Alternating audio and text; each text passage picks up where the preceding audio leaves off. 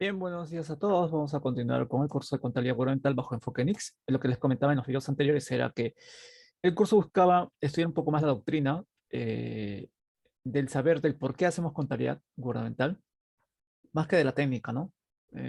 Estamos acostumbrados normalmente a estudiar cómo hacer asientos contables, utilizar las dinámicas contables, el debe, el haber, activos, pasivos, patrimonio, ingresos o gastos, la debida presentación de estados financieros, haciendo uso de diversas técnicas.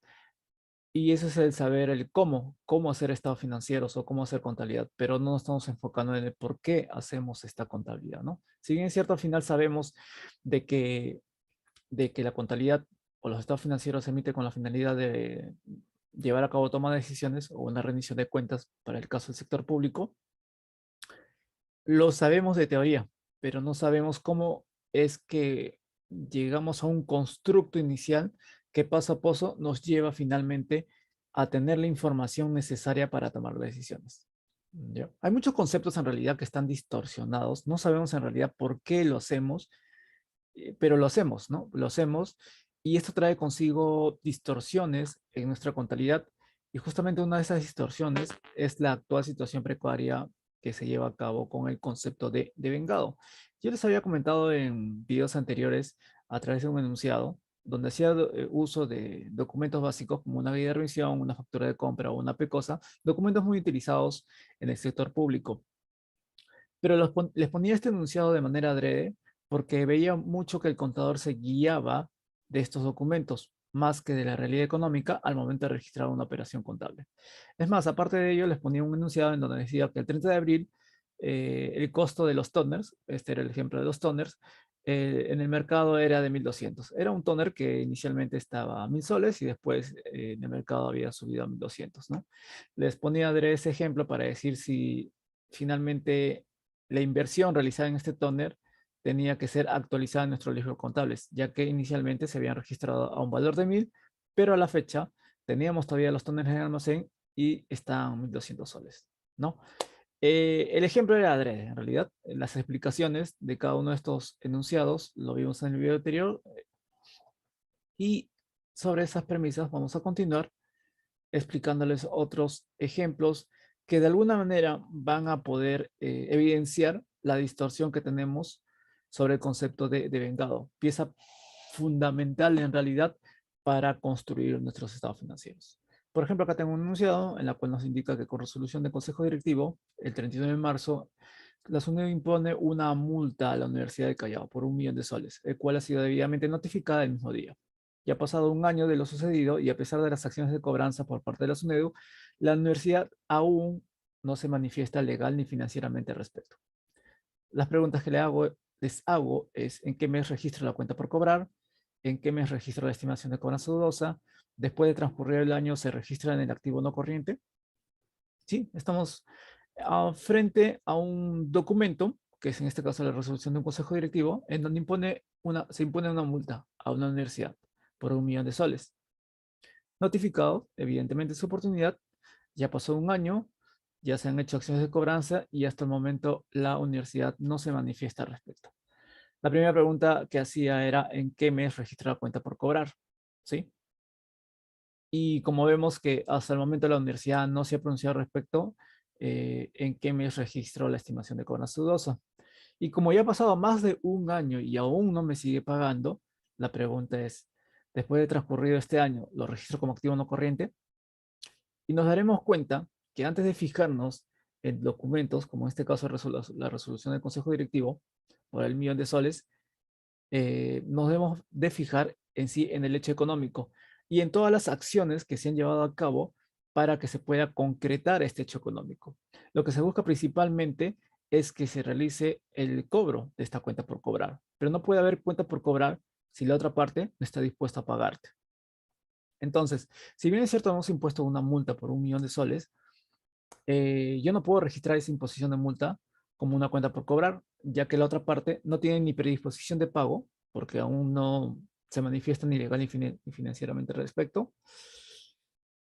y tampoco sabemos si tuviera capacidad de pago. Si bien es cierto, hemos hecho acciones de cobro, aún no tenemos respuesta de la otra parte para saber si está en la predisposición y en la capacidad de querer pagarnos este millón de soles. ¿Sí? Entonces, respondiendo a las preguntas, esta transacción económica, más que evitando un poco el tema de si hay un documento de por medio, que en este caso es una resolución del Consejo Directivo, esta realidad económica no representa una cuenta por cobrar. En realidad representa un activo contingente, ¿no? Activo contingente, contingente, contingencia, incertidumbre. Hay una alta incertidumbre de saber si va a haber una entrada de dinero por esta imposición de multa por el importe de 1 millón de soles. Por lo tanto, ¿lo registro como cuenta por cobrar? No. ¿Registro una estimación de cobranza dudosa? Tampoco. Si no hay registrado inicialmente una cuenta por cobrar, menos voy a registrar una estimación de cobranza dudosa, ya que estamos frente a un activo contingente. Después de transcurrir el año, lo registro como en el activo no corriente.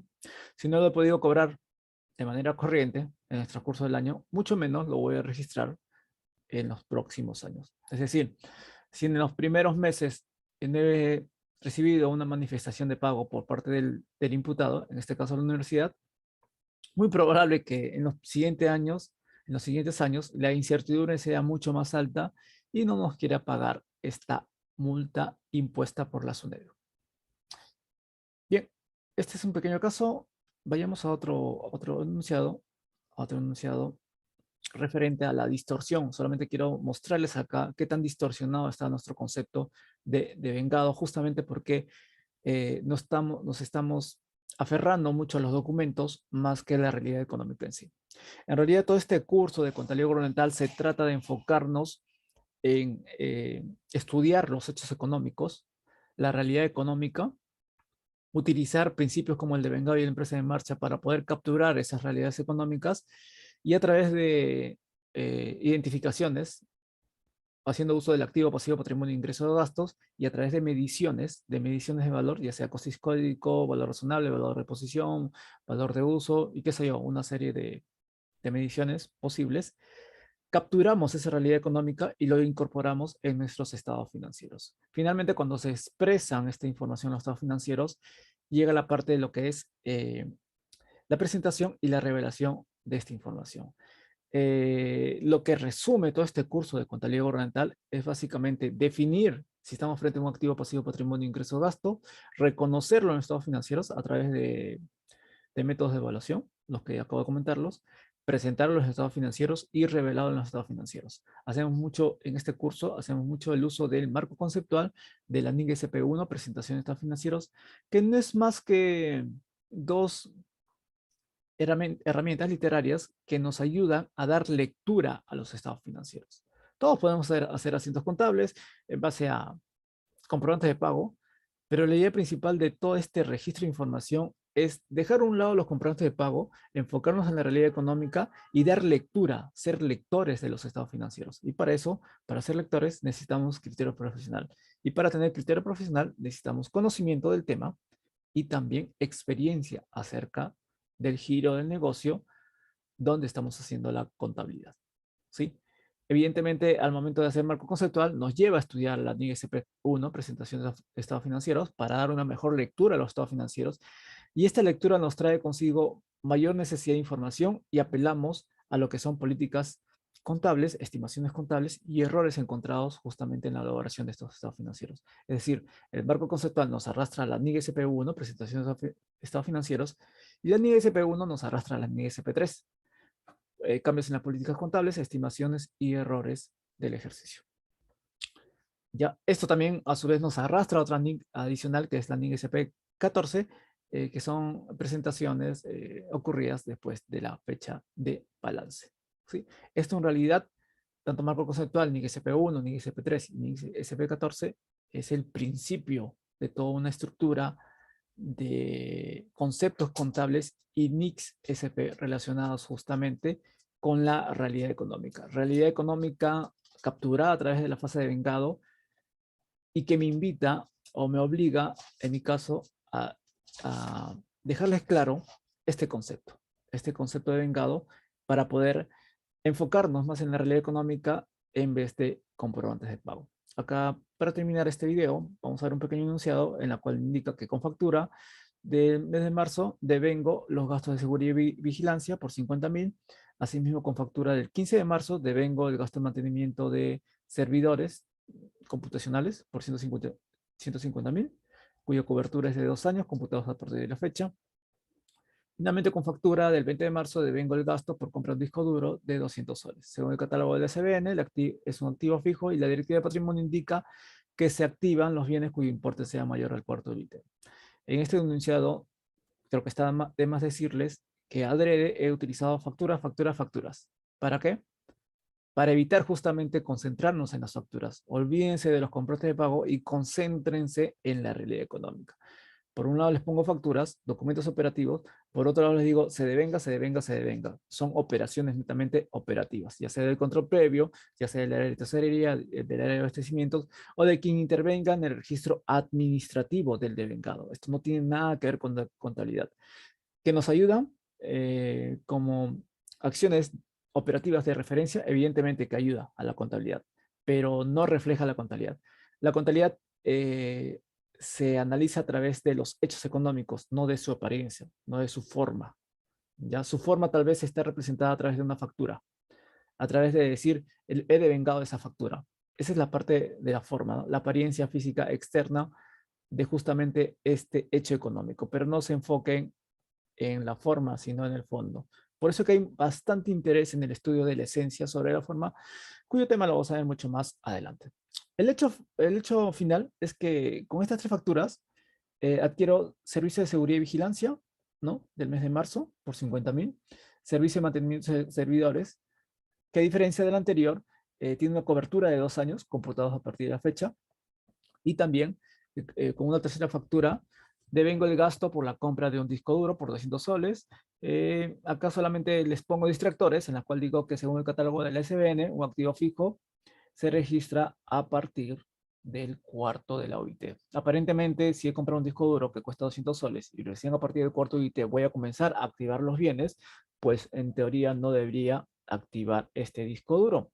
Nuevamente, le estoy dejando adrede esta literatura operativa, no tiene nada que ver con la realidad económica, es netamente distractores operativos que le sirve a tesorería, abastecimientos, patrimonio, almacén, las áreas usuarias que realizan estos gastos, pero a contabilidad, eh, estos aspectos de forma operativos no le sirven tanto porque la contabilidad está estructurada sobre una base económica, no sobre una base operativa o financiera. ¿Ya? Entonces la consulta que les hago es la siguiente. ¿Los gastos de seguridad y vigilancia es un gasto o es un activo? Evidentemente, como estoy en un consumo de un gasto de seguridad, he consumido la mano de obra de seguridad, para mí es un gasto por 50.000. Pero no es un gasto porque dice gasto de seguridad. Contablemente hablando, no lo registro como gasto porque el título dice gastos de seguridad. Lo he contabilizado por como gastos por 50.000, porque a la fecha en que me entero que me han brindado los servicios de seguridad, a esa fecha, un mes antes o 30 días antes, ya he consumido de manera progresiva del 1 al 31 de marzo, he consumido los servicios de seguridad y vigilancia. Al consumir un servicio, quiere decir que he consumido un activo. El consumo de un activo viene a ser en este caso un gasto. ¿Me entiende? No es gasto porque el título dice gasto. Ahora, en el siguiente caso, ¿no? Con la factura número tal, se devenga el gasto de mantenimiento de servidores. ¿Ven? Hemos devengado el gasto de mantenimiento de servidores. Si bien es cierto, he utilizado el concepto de gasto, el término o la terminología de gasto, este es un servicio de mantenimiento de servidores que se va a dar durante 2 años, computados a partir de la fecha. Quiere decir que por el momento no es gasto, porque aún no he hecho uso de ese potencial de servicios, que en este caso es el mantenimiento de servidores. Lo voy a hacer de manera progresiva durante los próximos 2 años. Conforme vaya consumiendo ese potencial de servicio, ya ese derecho que tengo de requerir el mantenimiento de servidores, ese activo voy a ir mandándolo al gasto de manera progresiva. Por lo tanto, en este momento es un activo, un derecho a exigir el mantenimiento en los próximos 2 años. Por más que diga acá, estoy devengando el gasto, esa es una terminología operativa que no debemos confundir con nuestra realidad económica contable. Finalmente, nos preguntan si el disco duro es un gasto o es un activo. Si bien es cierto, tenemos un umbral en la cual decimos a partir del cuarto IT lo registro como activo y menos del cuarto IT no sería un activo, sino sería un gasto y lo registro en cuentas de orden, nos seguimos guiando de temas netamente operativos. Las NICSP o los principios contables de contabilidad, los principios generales de contabilidad, no hablan acerca de umbrales, ¿no? Estos son umbrales, bueno, establecidos en su momento por la DGCP, pero debemos entender por qué a partir de cierto umbral lo registramos como activo y no pasado ese umbral lo registramos como un gasto. Acá interviene mucho el concepto de materialidad, ¿no? ¿Qué tan material puede ser la compra de un bien cuyo beneficio incorporado en ese bien que estás adquiriendo pueda influir en los beneficios económicos futuros de la entidad? Evidentemente, si estamos comprando un disco duro por 200 soles, creo que el impacto en los beneficios económicos que traiga ese disco duro para la entidad no van a ser muy significativos, que digamos, ¿no? Bajo el concepto de materialidad. Por lo tanto, se registra como un gasto. Pero me guío más por el concepto, aspecto fundamental establecido en el marco conceptual y el NICP 1 de la materialidad. No me estoy guiando en este umbral que dice cuarto IT. Es un tema operativo, ¿no? Para tanto para el área de patrimonio, para la SBN o para la SGCP tal vez.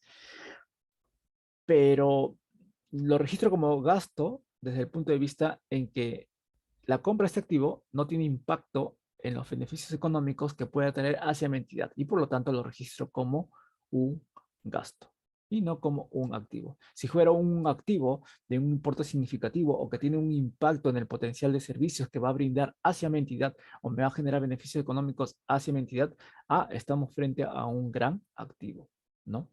A un gran activo. Este activo, como inversionista, sí me interesaría revisarlo, ¿no? Evaluarlo. ¿Por qué? Porque me está generando beneficios económicos o un potencial de servicio.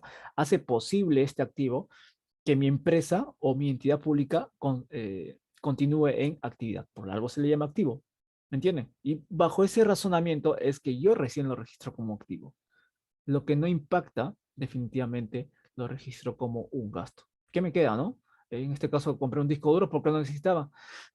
Sí o sí tenía que comprarlo, entonces no compré. 200 soles, un gasto. Un gasto no tiene impacto en mi contabilidad o al menos en mi toma de decisiones y rendición de cuentas. Bien, espero les haya gustado este video. Recuerden que hay muchas casuísticas que poco a poco les seguiré hablando acerca de la contabilidad horizontal bajo este enfoque de Nix, más que desde un enfoque netamente operativo. Conozcamos el por qué antes de preguntar el cómo, ¿no? ¿Cómo debemos hacerlo? Bien, eh, que tengan muy buenos días a todos ustedes. Nos vemos.